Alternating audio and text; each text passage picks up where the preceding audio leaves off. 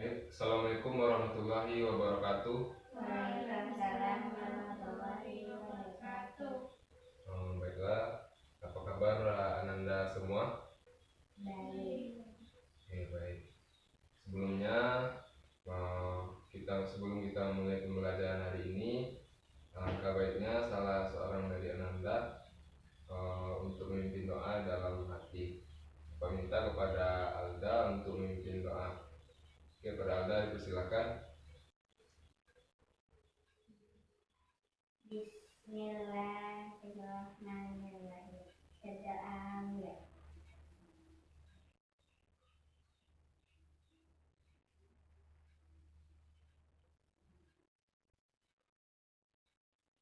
Selesai. Oke, terima kasih kepada Alda. Baik, sebelum kita mulai pembelajaran ini, Bapak terlebih dahulu akan mengambil absen Anda semua. Oke, pertama Alda, Hadir. Saira, Gila. Oke, baik ya, hadir semua hari ini ya. Oke, baik, sebelum kita masuk ke materi hari ini, sebelumnya Bapak ingin mengulas mengenai materi minggu lalu itu tentang ragam bias.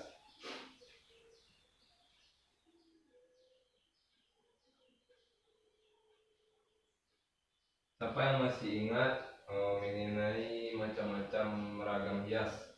Oke, tunjuk tangan yang masih ingat.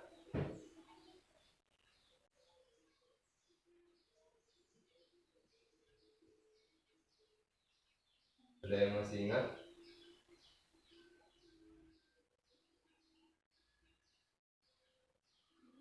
Oke, kepada Alda dipersilakan.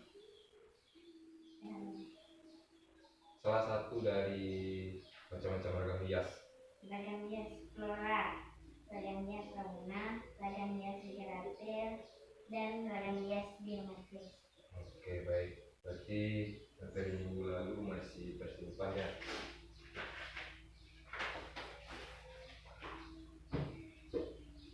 Oke, baik.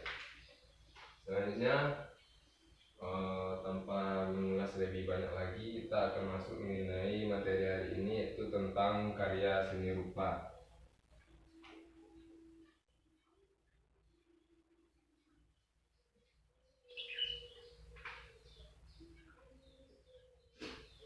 Siapa yang tahu mengenai karya seni rupa? Oke, mungkin belum tahu karena belum dipelajari ya. Oke, baik, Bapak akan menjelaskan mengenai karya seni rupa. Sebelum kita mengetahui lebih lanjut tentang karya seni rupa, terlebih dahulu kita harus tahu apa itu seni. Seni itu secara etimologi berasal dari bahasa Sanskerta yang artinya di dalam seni itu berarti pemujaan atau persembahan. Karena orang zaman dahulu menggunakan kata seni dalam upacara keagamaan atau biasanya disebut dengan kesenian. Secara umum atau secara pengetahuannya, pengertian seni itu ungkapan ekspresi manusia yang memuat unsur keindahan atau unsur estetika dan diungkapkan juga melalui media, baik itu sifatnya yang nyata atau seperti dalam bentuk nada, gerakan, rupa, dan syair. Kemudian ada 4 cabang seni. Pertama itu seni rupa yang akan kita pelajari hari ini. Kemudian seni musik, seni tari, dan seni sastra. Namun hari ini kita hanya mempelajari mengenai seni rupa. Selanjutnya kita masuk mengenai itu fungsi seni. Fungsi seni juga ada terbagi atas 2. Yang pertama itu fungsi individu, kemudian fungsi sosial. Individu berarti fungsi bagi dirinya sendiri. Dari fungsi individu ini juga terdapat 2 unsur di dalamnya, yaitu fisik dan unsur fisikis. Pertama itu kita masuk ke dalam kebutuhan secara fisik, yaitu terdiri dari seni sebagai alat pemenuhan kebutuhan fisik, di mana para seniman berusaha untuk menciptakan berbagai seni sehingga mampu memuaskan kebutuhan fisik dan kenyamanan bagi pemiliknya atau bagi pemikat dari seni yang dia kemukakan tersebut. Selanjutnya itu seni sebagai alat pemenuhan kebutuhan emosional. Emosi merupakan perasaan yang ada dalam diri manusia seperti senang, sedih maupun marah, benci atau lain-lain sebagainya. Nah, dengan adanya seni ini seseorang bisa mengungkapkan emosionalnya tersebut. Contohnya saat seorang memiliki jiwa seni, ia akan mengungkapkan ekspresinya melalui musik, lukisan dan lain sebagainya. Oke, kemudian kita masuk ke fungsi seni untuk sosial. Fungsi seni untuk sosial itu terbagi juga atas beberapa hal, yaitu pertama seni sebagai media agama, di mana digunakan untuk penyampaian pesan religi atau keagamaan kepada manusia. Selanjutnya itu ada seni sebagai media pendidikan, di mana terdapat 3 kategori seni dalam dunia pendidikan, yaitu pendidikan formal yang kita laksanakan di sekolah, kemudian pendidikan non formal itu seperti orang yang melaksanakan pendidikan kesetaraan yang ambil paket A, paket B atau paket C. Kemudian itu pendidikan informal itu seperti melakukan les atau ikut semacam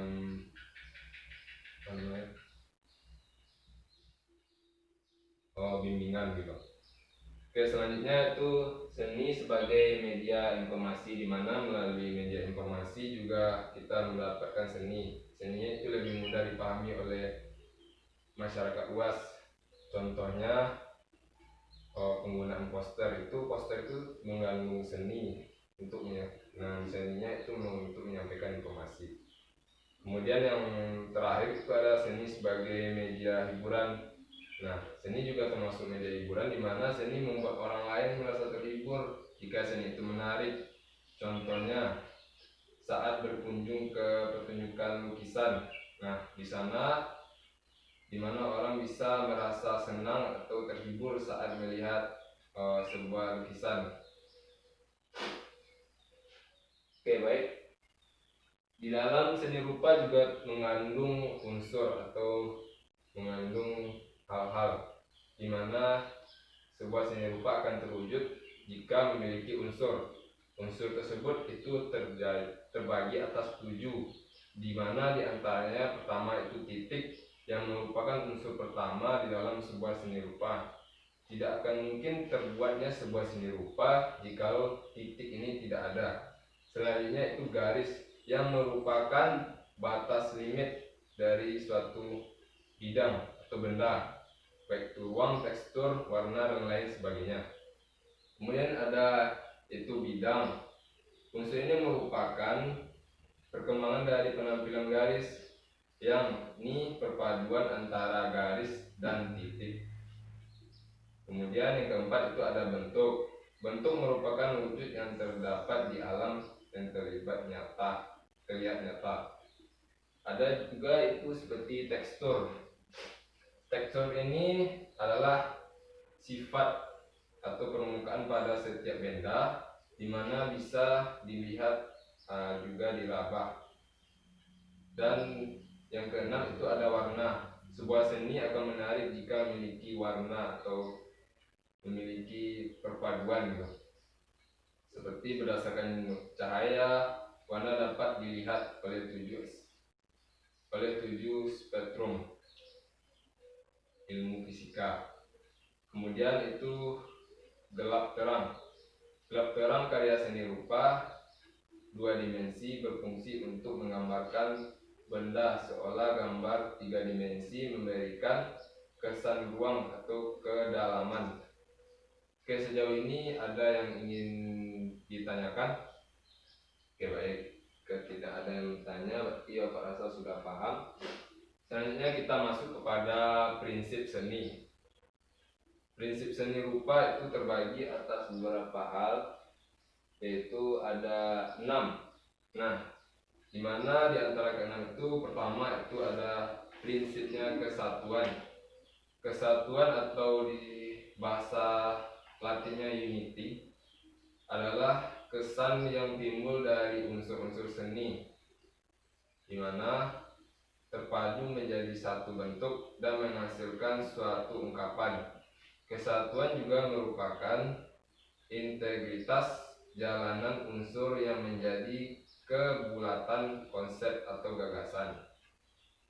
Yang kedua itu ada juga keseimbangan. Keseimbangan atau disebut balance memiliki peran penting dalam sebuah seni. Keseimbangan dapat dicapai dengan mengatur letak unsur-unsur sehingga terasa tidak berat sebelah antara bagian yang satu dengan bagian yang lain. Oke, yang ketiga itu ada ritme atau irama. Di dalam seni, khususnya seni rupa, itu terdapat irama yang tidak bisa dipegang atau diraba, tetapi dapat dirasakan. Irama terbentuk karena pengulangan atau repetition dan gerakan atau disebut dengan movement. Oke, yang keempat itu ada penekanan atau aksen. Prinsip penekanan ini disebut juga dengan prinsip dominisasi, yaitu upaya penampilan pada sebuah seni rupa. Nah, yang kelima itu ada proporsi, di mana proporsi ini atau ukuran perbandingan adalah upaya pengaturan yang berkenaan dengan ukuran atau bagian satu dengan yang lainnya dalam seni rupa. Yang terakhir ada keselarasan atau harmoni. Keselarasan atau harmoni adalah unsur yang seni yang senada atau kombinasi bagian-bagian dari seni. Nah, yang untuk penjelasan akhir itu mengenai jenis karya seni rupa. Jenis karya seni rupa. Nah, Anda semua di sini siapa yang tahu mengenai jenis karya seni rupa yang ada di daerah kita? Kan ada berbagai macam tuh. Siapa yang tahu salah satu dari jenis karya seni rupa di daerah?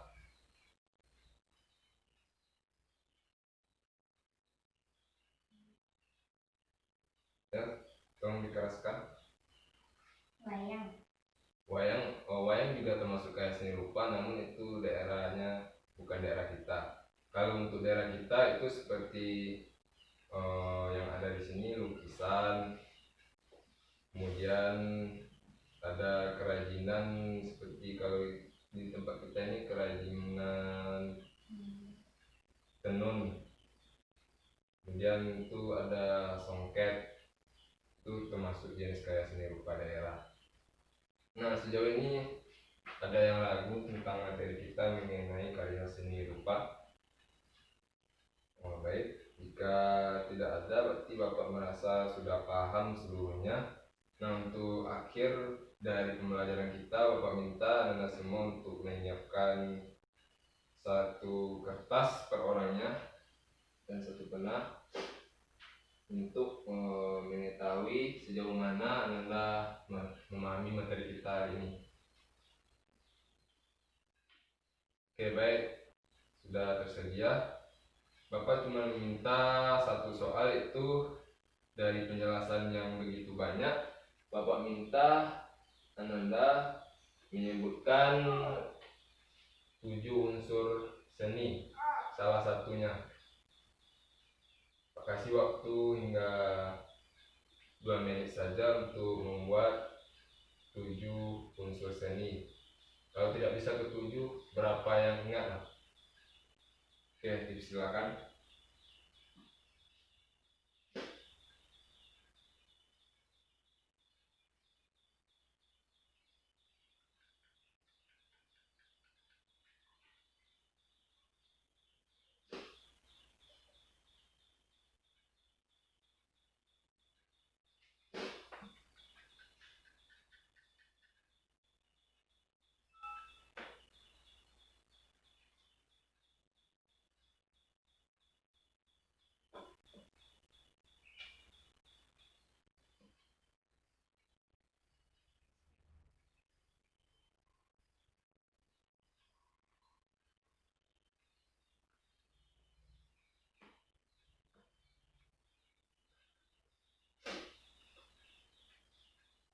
Oke, baik, mungkin Bapak rasa waktunya sudah habis. Dimohon untuk dikumpul kertas yang sudah Anda buat. Oke, baik, terima kasih atas perhatian Anda semua untuk penyampaian materi ini. Semoga kita dapat bertemu kembali di minggu yang akan datang. Semoga Anda semua sehat-sehat selalu. Oke, Bapak akhiri ketemu kita pada hari ini. Salam jangan maaf, mohon dimaafkan. Assalamualaikum warahmatullahi wabarakatuh.